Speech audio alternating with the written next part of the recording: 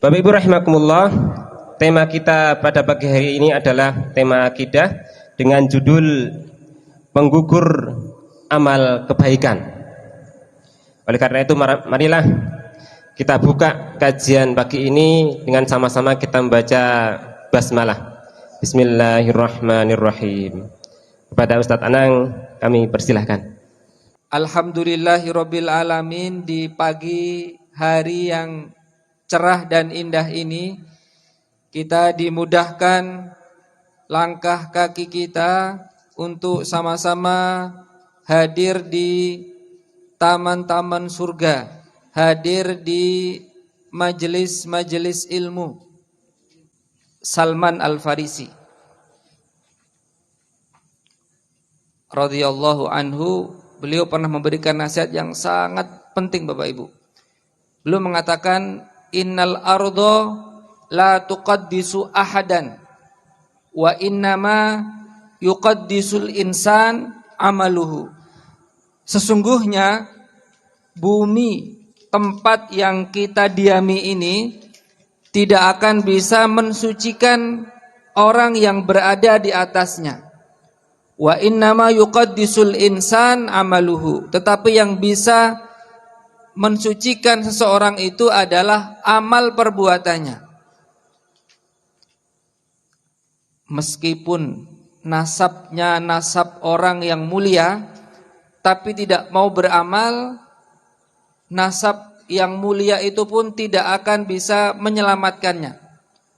Wa man batta'a bihi amaluhu lam yusri bihi nasabuh. Orang yang amalnya lambat, tidak mau beramal, meskipun nasabnya sangat baik, keluarga Nabi misalkan, keluarga orang-orang soleh, tetapi dia tidak mau beramal, maka kelambatan dirinya tidak mau beramal itu tidak akan bisa mempercepat, tidak akan bisa dipercepat dengan nasabnya yang baik. Maka Bapak Ibu yang kami hormati, hafidhakumullahu jami'an, kita perlu sekali untuk bersemangat untuk memprogram amal-amal terbaik kita. Ya meskipun tidak harus di awal tahun, tetapi biasanya Bapak Ibu, di sebagian orang itu butuh momentum untuk melakukan perubahan, butuh momentum untuk melakukan sesuatu yang berbeda dalam kehidupannya. Amalnya harus bertambah. Kalau dalam hal mencari rizki kita punya target-target yang harus kita kejar, maka dalam beramal pun kita juga harus punya target-target. Mudah-mudahan semakin hari semakin meningkat amal kita, semakin hari semakin bertambah. Udkhulul jannah bima kuntum ta'malun. Masuklah kalian ke surga Allah itu dengan sebab amal itu. Yang menjadikan seorang masuk ke dalam surga adalah ridhonya. Untuk mengejar ridho Allah itu kita membutuhkan ikhtiar ataupun sebab yang namanya amal soleh. Kalau tidak beramal, mana kita akan dilihat, mana yang bersungguh-sungguh dan mana yang tidak. Kalau belum punya target, pasang targetnya. Sedikit demi sedikit, asalkan rutin, itu sangat baik. La khaira fi kasirin la yadum. Tidak ada kebaikan dalam amal yang tidak istiqomah. Meskipun banyak tapi tidak istiqomah, itu tidak baik. Tetapi khairul a'mali adwamuha, sebaik-baik amalan yang bisa dikerjakan secara konsisten. Wa in qalla, meskipun sedikit. Karena rahasianya Bapak Ibu, sesuatu yang sedikit itu mudah untuk dilaksanakan. Yang sedikit itu mudah untuk konsisten. Yang konsisten itu yang akan mengantarkan seseorang kepada husnul khotimah. Berusahalah untuk memiliki amal meskipun sedikit, tetapi sesuai dengan kemampuan kita. Kita bisa tugo-tugo, kira-kira amal apa yang bisa kita kerjakan atas ilmu yang sudah kita dapatkan dan coba kita amalkan. Nah, mudah-mudahan di tahun yang baru seperti ini semangat kita untuk beramal semakin meningkat. Ditambah meningkat. Dan Bapak Ibu sekalian, setelah orang beramal, setelah punya target amal, ternyata bukan sekedar amal saja yang penting. Kalau nasihatnya Syekhul Islam Ibnu Taimiyah menasihati kita, laisa sya'nu fil amal. Nah, meningkat sekarang Bapak Ibu, kalau sudah punya target amal, kalau sudah punya amalan yang dirutinkan, sekarang yang lebih penting bukan amal-amal itu tadi. Laisa sya'nu fil amal. Yang terpenting itu bukan amalnya sekarang, walakinna sya'nu ayyuhfadhal amal. Tetapi yang lebih penting adalah menjaga amal itu. Fima yuhbituhu au yufsiduhu au yungkisuhu. Menjaga dari perkara-perkara yang bisa menghapuskan amal, yang bisa merusak amal, yang bisa mengurangi amal kebaikan. Orang beramal tapi pahalanya habis. Orang beramal tapi pahalanya rusak. Orang beramal tapi pahalanya berkurang. Dia sudah pede dengan amal-amal besar, tapi ternyata ada hal-hal yang merusak amalnya dan tidak dia sadari. Maka materi kita, pelajaran kita pagi hari ini yang akan kita pelajari bersama di pagi hari ini, insya Allah adalah sesuatu yang bisa kita gunakan untuk mengkoreksi diri kita pribadi-pribadi. Ya, bukan berarti untuk mengoreksi orang lain, tapi untuk dikembalikan kepada diri kita masing-masing, sejauh mana kita menjaga amal kita. Kalau doa yang senantiasa dibaca oleh Amirul Mukminin Umar bin Khattab radhiyallahu anhu, beliau selalu berdoa dan memohon kepada Allah agar dijaga amalnya. Allahumma ja'al amali kullahu sholihan. Ya Allah, jadikan amalku, aktivitasku, perbuatanku ini semuanya amal soleh. Waj'alhu liwajhika khalisan. Jadikan semua itu ikhlas untuk mengharapkan wajahmu. Wala taj'al li ahadin fihi syai'an. Jangan jadikan motivasinya karena orang lain. Nah ini Bu, Umar itu berdoa agar semua aktivitasnya itu amal soleh. Maka indah sekali hidup kalau seperti itu. Semua yang kita lakukan, semua yang kita kerjakan, kita niatkan sebagai amal soleh. Meskipun aktivitasnya aktivitas yang mubah, tidur, makan, sarapan, minum kopi, minum teh, tapi diniatkan ini untuk mengejar ridho Allah. Ya Allah, dengan saya minum kopi ini mudah-mudahan menjadi semangat kuat untuk bermajelis ilmu. Dengan minum teh ini semoga kuat saya bisa belajar, kuat untuk bekerja, kuat untuk mencari nafkah.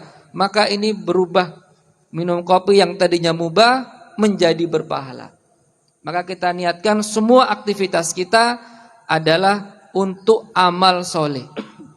Maka indah sekali Islam itu karena kita memiliki sesuatu yang tidak dimiliki oleh agama lainnya. Diniatkan semua karena Allah, untuk mengejar ridha Allah dan bukan untuk mencari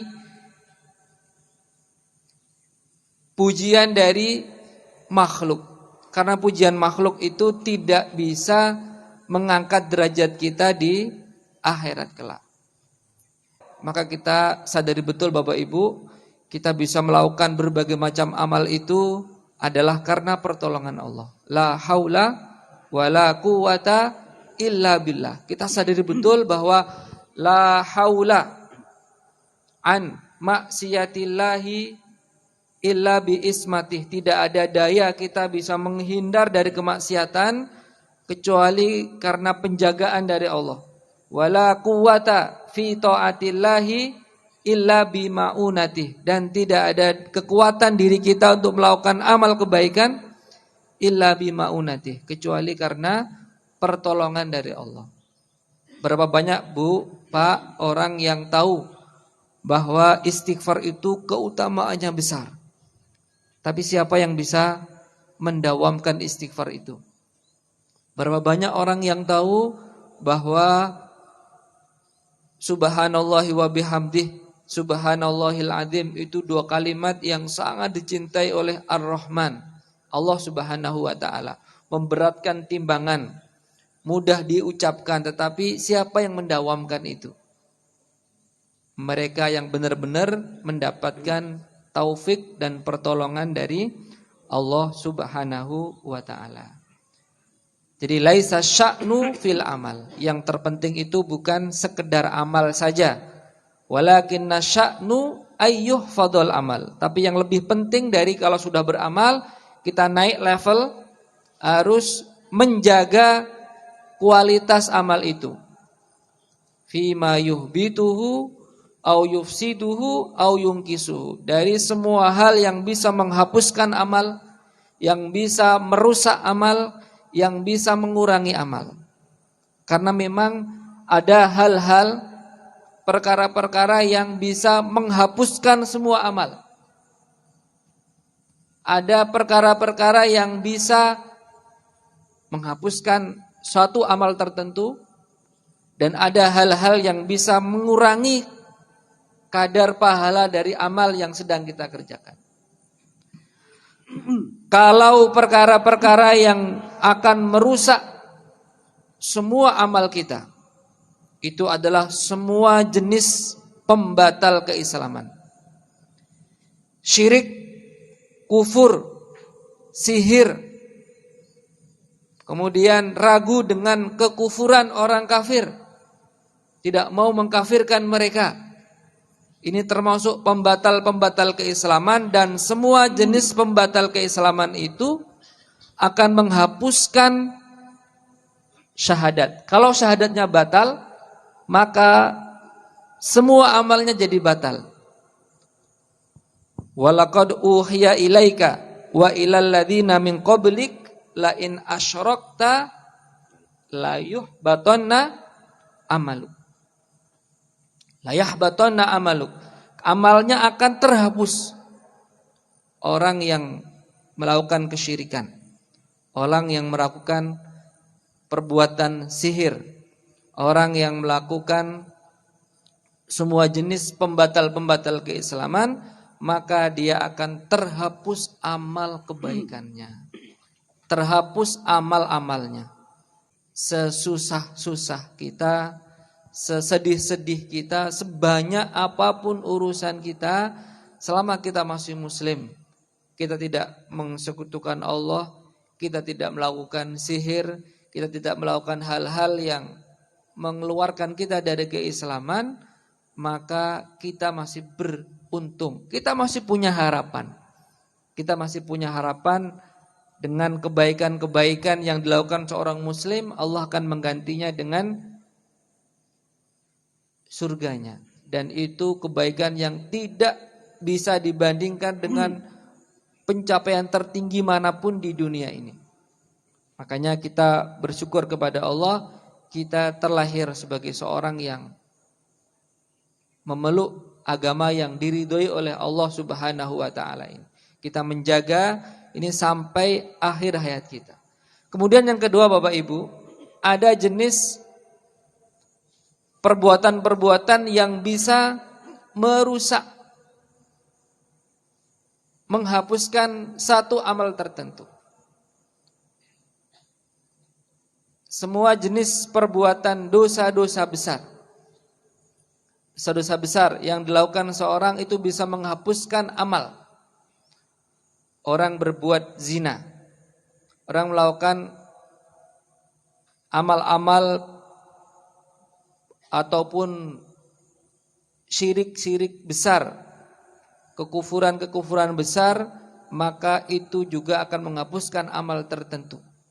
Dan ada pula Bapak Ibu yang menghapuskan atau mengurangi pahala. Nah, ini yang akan menjadi pembahasan kita di antaranya, karena ini sesuatu yang sering tidak kita perhatikan.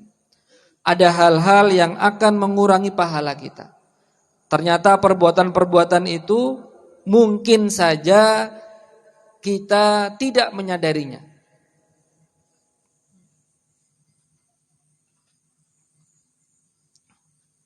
Minal muhlikat, di antara hal yang menghancurkan, merusak amal kita, di antaranya adalah wa ijabul mar'i binafsihi.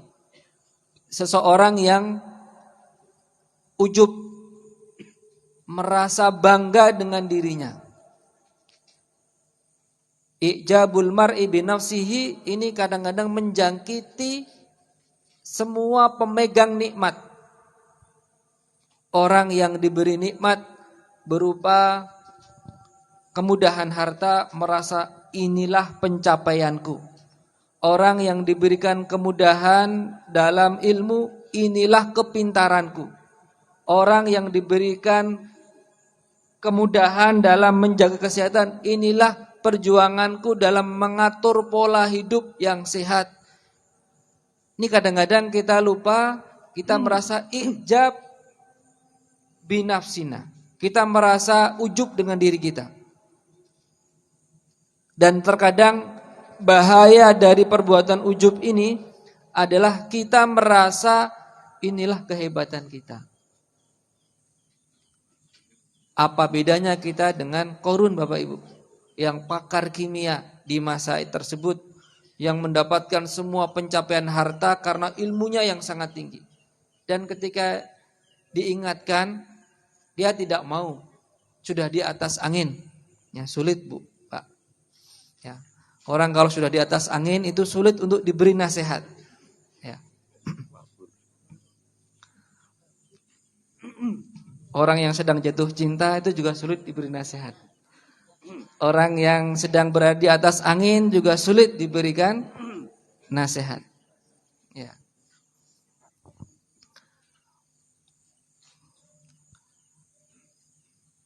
Ketika berada di puncaknya, Qarun ini tidak mau. Bahkan dia mengatakan ini karena ilmu yang aku miliki. Maka dengan kesombongan tersebut, Qarun dan harta bendanya ditenggelamkan ke dalam bumi. Maka sampai sekarang Bapak Ibu, kalau kita menemukan harta di bawah tanah, hartanya Qarun itu, harta karun. Hartanya Qarun. Jadi jangan sampai kita merasa besar dengan diri kita. Semua pencapaian yang telah Allah mudahkan dalam kehidupan kita tidak lain itu karena taufik dan pertolongan Allah. Jangan merasa karena kepintaran kita, jangan merasa karena kehebatan kita, karena kecerdasan kita, bukan. Semua itu murni pertolongan dari Allah Subhanahu wa ta'ala. Orang boleh berusaha dan itu keharusan untuk mengambil sebab, tapi yang menentukan adalah Allah Subhanahu wa ta'ala. Jazakallahu khairan. Karena ada orang yang sudah mengambil sebab tapi belum Allah tentukan. Berapa banyak orang yang sudah menikah tapi belum Allah karuniakan keturunan. Dia sudah mengambil sebab, sudah berikhtiar, tapi belum diberi keturunan oleh Allah. Berarti memang belum. Mungkin akan diberikan di tempat yang lain. Mungkin ditunda nanti di surganya Allah Subhanahu wa ta'ala. Jadi ada yang bertanya, Pak, besok di surga kalau yang di dunia ini gak punya anak, terus surga gimana? Bisa juga diberikan di surga. Karena sesuatu yang apapun yang diinginkan itu bisa diberikan oleh Allah Subhanahu wa ta'ala. Ini yang harus kita hindari. Jangan sampai seorang merasa hebat dengan dirinya, tetapi harus diingatkan bahwa semua itu adalah pertolongan dari Allah pertolongan, kasih sayang dari Allah Subhanahu wa taala. La tadun anna nafsaka allati hiya saqatka ila fi'lil khairat. Jangan pernah merasa, jangan pernah mengira, jangan pernah GR bahwa kitalah yang bisa mengantarkan kepada amal-amal kebaikan itu. Bal i'lam, tapi ketahuilah annallaha ahabbaka, karena Allah mencintai kita, fa'alhamaka fi'lal khairat. Kemudian kita diilhami oleh Allah untuk melakukan amal kebaikan. Dan ini Bapak Ibu harus kita yakini, sebagaimana kita yakin rezeki manusia itu berbeda-beda sesuai dengan takaran-takarannya, dan juga sekadar dengan hasil maksimal usahanya. Begitu pula dengan amal seorang. Qassamallahul amal kama qassamallahul arzaq. Ini perkataan Imam Malik, bahwa Allah itu membagi amal seseorang itu sebagaimana Allah membagi rizki. Ada yang dimudahkan untuk melakukan amal tertentu, tapi belum tentu di amal yang lain. Maka kita cari Pak, Bu, karena kita nggak tahu, maka kita cari yang banyak. Kita cari sebanyak mungkin yang bisa kita kejar. Ada orang yang mudah kalau tilawah, baca Al-Quran itu mudah, ringan lisannya. Tapi kalau suruh puasa berat. Ibnu Mas'ud lebih memilih baca Al-Quran daripada puasa. Saya kalau puasa sunnah akhirnya berat baca Quran, saya lebih milih Quran. Enggak apa-apa Pak, sesuai dengan kemudahan yang kita rasakan. Ada orang yang kalau puasa itu ringan, wah puasa itu gampang karena modalnya cuma enggak makan. Modalnya cuma menahan diri. Ya. Tapi mungkin kalau sedekah dia berat. Ada yang kalau sedekah itu ringan sekali, calcul, pokoknya mudah sekali. Tapi kalau disuruh untuk sholat malam, mungkin dia berat. Saya tak ini aja lah, sedekah saya, yang malah saya bersedekah terus. Kalau sholat malam masih berat. Ada yang kalau sholat malam itu mudah, tapi yang lainnya mungkin berat. Syukur bisa lebih dari satu amal tertentu, semakin banyak semakin baik. Yang bisa kita kerjakan secara istiqomah, berarti itulah yang Allah taufikkan, mudahkan untuk kita. Kemudian yang kedua Bapak Ibu, di antara hal yang bisa mengurangi amal atau bahkan bisa merusak, itu adalah perbuatan zalim. Perbuatan zalim, perbuatan menyakiti orang lain, menyakiti kaum muslimin, itu juga bisa merusak amal kita. Jadi nanti di akhirat, sebagaimana penjelasan dari sabda Nabi SAW, ada orang yang datang kepada Allah dengan pahala bisolatin wasiyamin wazakatin, membawa pahala solat, pahala zakat, pahala puasa, besar sekali pahala-pahala tersebut. Tapi selain membawa itu, wa ya'ti qad syatama hadza, tapi dia juga membawa dosa yang lainnya, syatama hadza. Dia melakukan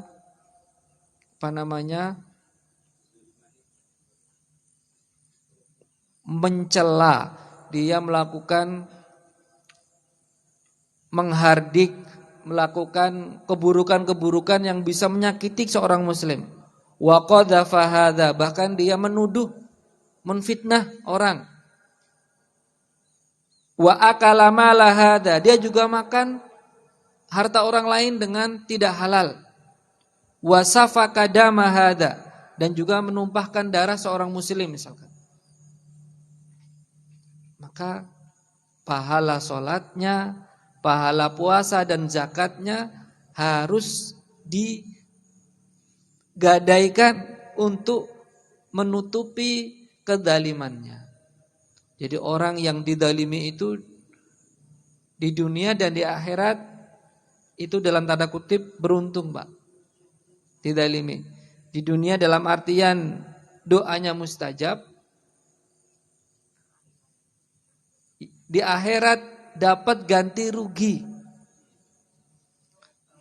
Jadi orang yang sholat, puasa, zakat, sudah melakukan amal-amal besar tersebut, tetapi syatama hadza wa qadhafa hadza wa akala mala hadza wa safaka dama hadza, kedaliman-kedaliman tersebut harus dibayar.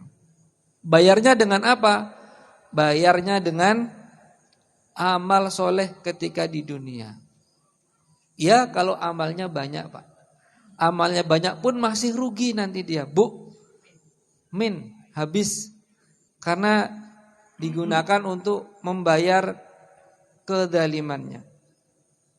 Kalau sudah habis, sementara kedalimannya belum tertutupi, maka ditransfer dosa orang yang kita dalimi untuk kita pikul. Nah, ini kerugian. Al-muflis sesungguhnya, orang rugi sesungguhnya adalah orang yang melakukan kedaliman. Orang bangkrut itu yang melakukan kedaliman terhadap kaum muslimin. Yang ketiga, di antara amal-amal yang bisa merusak, perbuatan yang bisa merusak amal kita, itu adalah bermaksiat kepada Allah dalam posisi sendiri atau tidak diketahui oleh orang lain. Maksiat itu semua buruk, Pak. Kalau terang-terangan, ini namanya mujahir. Orang yang terang-terangan melakukan kemaksiatan, maka dia boleh ditegur terang-terangan. Maka boleh dia dighibai terang-terangan untuk menunjukkan bahwa ini perbuatan salah. Ada orang yang melakukan kemaksiatan, dia bangga, kemudian terang-terangan menceritakan ulang. Harusnya semua jenis keburukan itu kita pendam, kita kubur sedalam-dalamnya. Tidak perlu diceritakan ulang. Tidak perlu diungkit-ungkit lagi. Ada yang sudah tobat tapi bangga menceritakan, dulu saya, wah semua jenis, tidak perlu diceritakan, harus dikubur. Sebagaimana kita membenci kalau kita dimasukkan ke dalam api neraka, kita harus benci dengan perbuatan kemaksiatan yang kita kerjakan. Kalau sudah benci itu kan mengingat-ingat saja kita nggak mau, harusnya dikubur dalam-dalam. Kalau orang yang tidak mujahir itu tingkatannya masih lebih baik sedikit. Meskipun juga nanti punya pengaruh yang besar. Kalau mujahir itu tidak, kullu ummati mu'afan. Semua umatku nanti dapat ampunan, berhak untuk mendapatkan ampunan dari Allah. Ilal mujahirin, kecuali orang-orang yang terang-terangan bangga memamerkan kemaksiatannya di hadapan umum.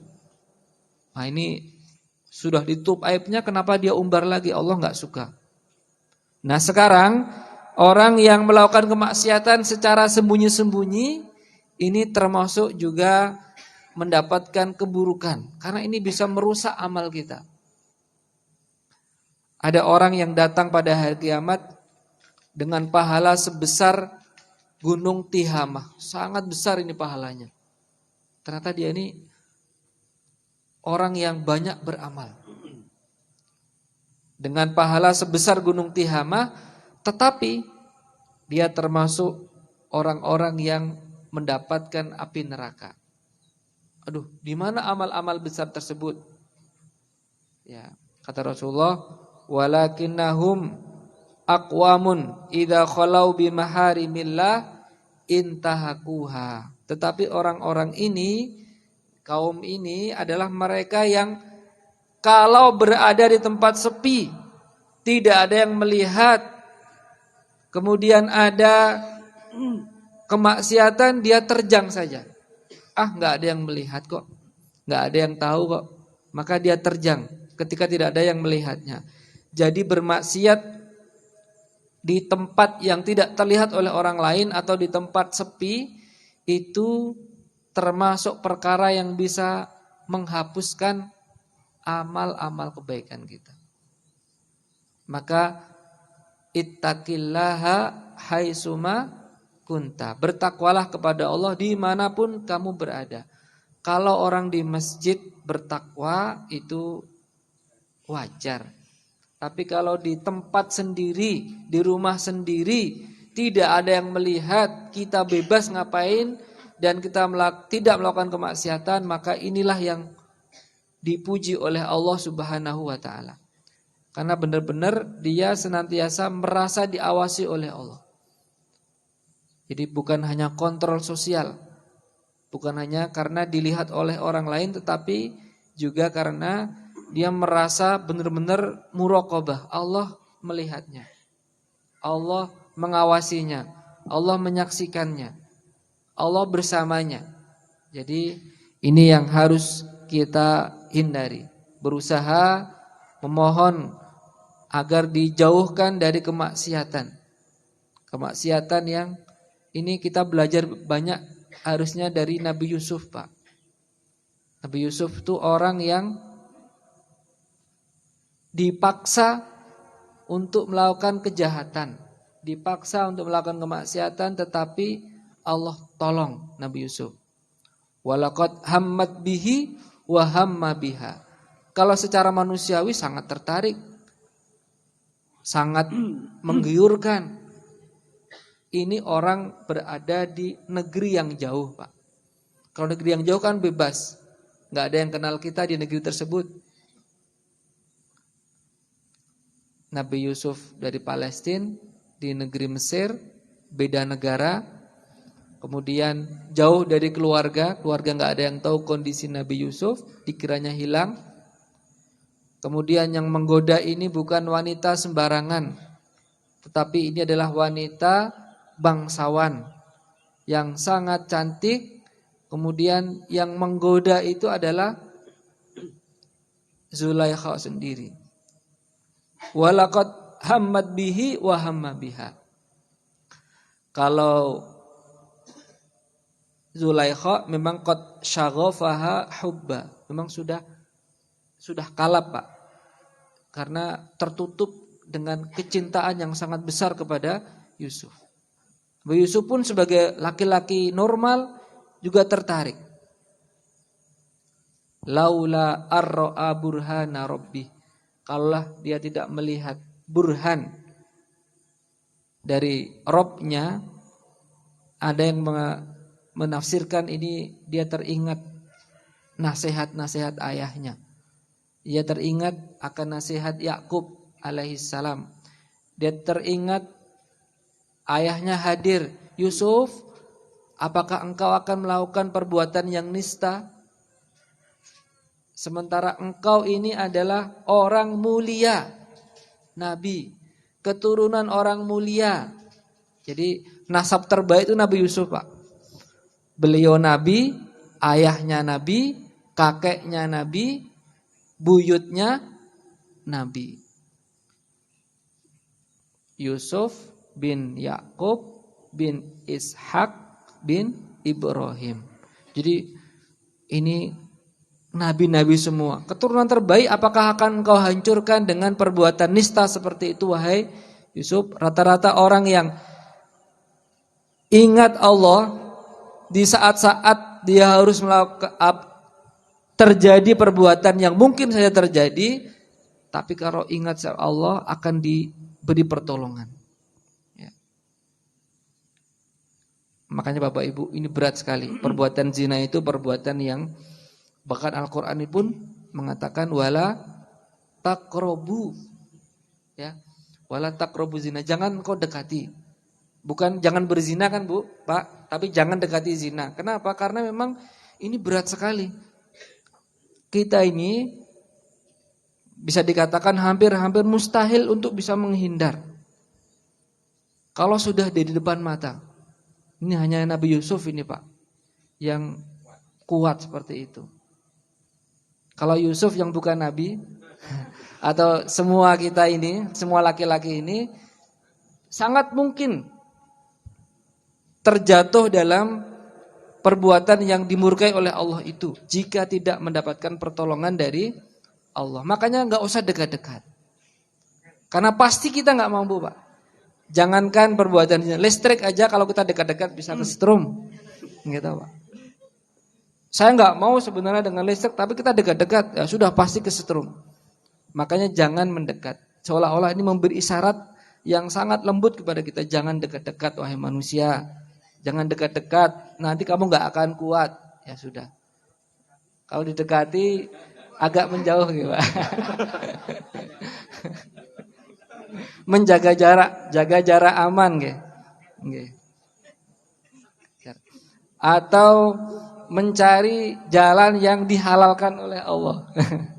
Mencari jalan dihalalkan oleh Allah Subhanahu wa taala.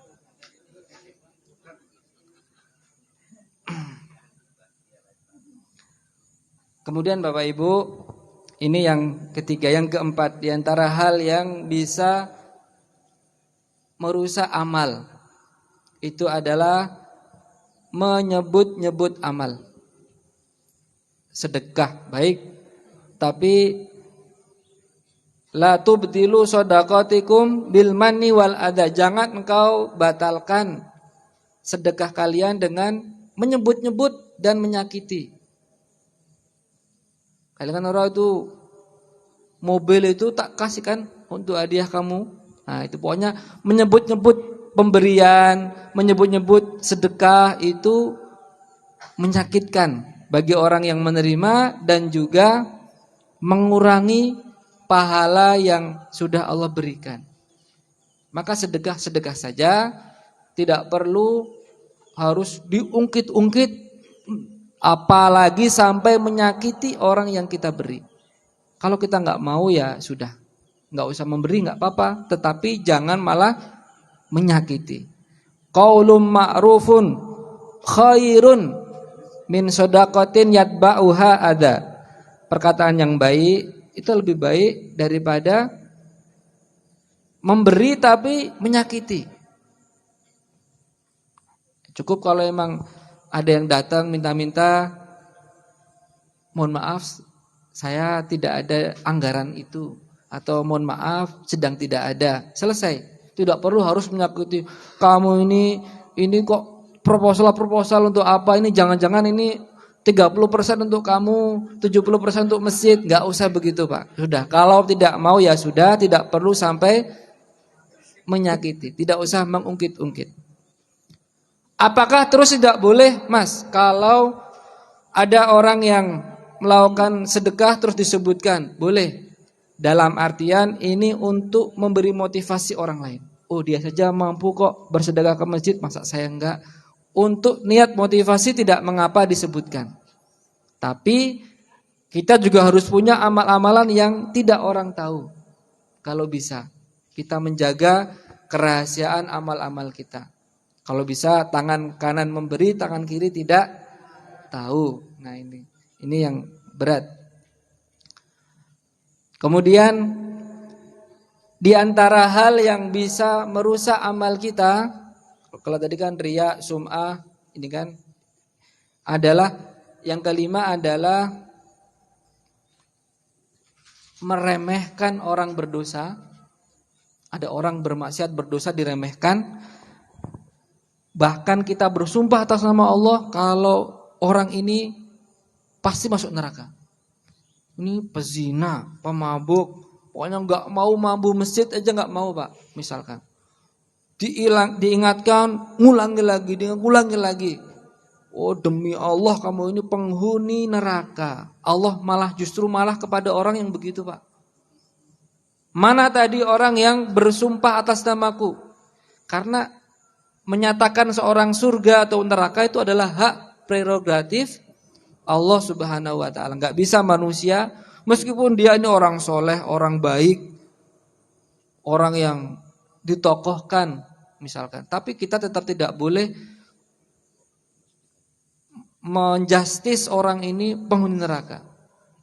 Maka jangan sampai kita merendahkan saudara kita yang sedang diuji dengan kemaksiatan. Kita doakan, nggih mudah-mudahan lek cepet sadar. Mudah-mudahan segera berhenti, mudah-mudahan segera diberikan taufik, didoakan terus baik terang-terangan maupun sembunyi-sembunyi. Nah, kita inginkan kebaikan untuk keluarga kita, kerabat kita, tapi jangan sampai terus menjustis bahwa dia pasti masuk neraka, bahwa dia pasti. Nah, ini tidak boleh.